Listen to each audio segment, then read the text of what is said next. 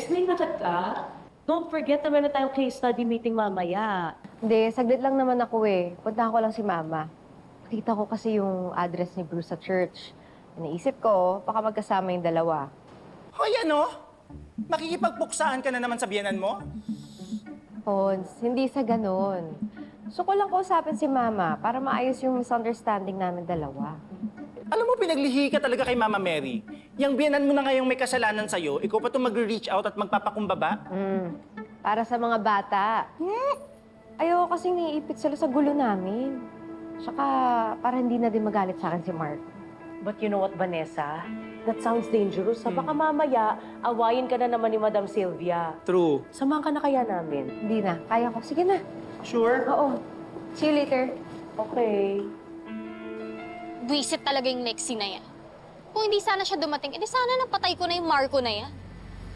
Alam kong gigil na gigil ka na sa bayaw mo. Pero, kung may gagawin ka, dapat huwag kang pabigla-bigla. Dapat yung malinis para walang balik sa'yo.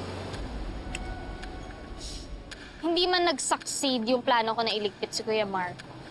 May chance pa naman matuluyan yung isa pang buwisit sa buhay ko. Sylvia? Sorry na lang kay Lexi pero may mga Indian sa kanya mamaya. Ano plano mo?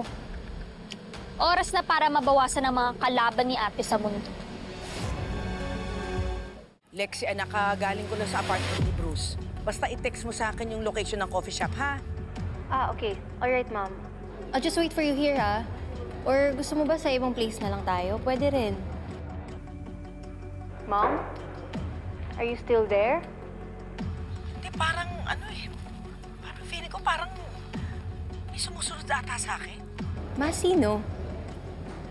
Are you okay? Ma, do you need my help? Oh my God! Mom! Why? What's happening? Ano nangyari? Talk to me, ha? Si Vanessa? Wisit na babae yan. Ano, Ma?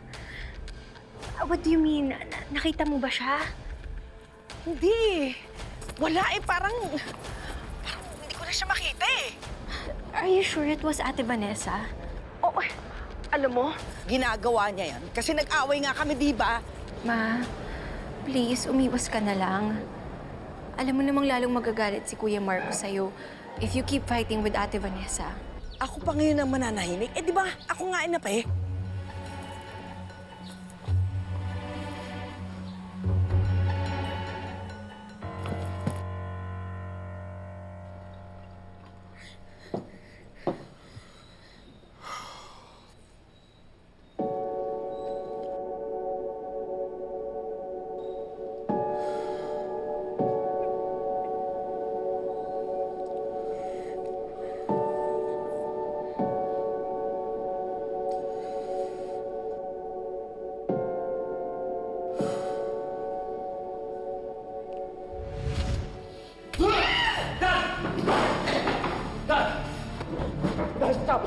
Dad, stop, please! Hindi ka na nahiya!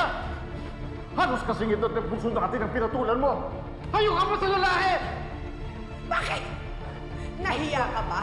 Sa sunod-sunod mong pangbababae?